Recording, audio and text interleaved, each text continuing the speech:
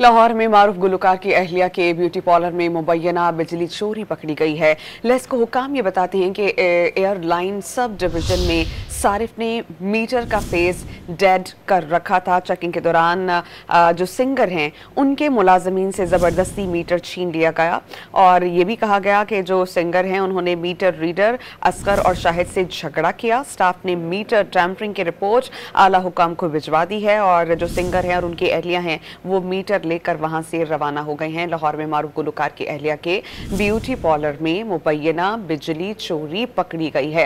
लेस्को हुक्काम ये बताते हैं कि एयरलाइन सब डिवीजन में सारिफ ने मीटर का फेज डेड कर रखा था। चेकिंग की गई और चेकिंग के दौरान गुलकार ने मुलाजमीन से जबरदस्ती मीटर छीन लिया। फुटेज आप इस वक्त डॉन न्यूज की स्क्रीन पर भी देख सकते हैं कि लेस्को हुक्काम से जो है वो किस तरह मीटर उनसे हासिल किया गया। हम बात करते हैं डॉन न्यूज़ के रिपोर्टर अली वकार से। अली वकार, बताइएगा ये क्या बताते हैं लेस्को हुकाम इस वाक़े के बारे में, कब से बिजली चोरी की जा रही थी?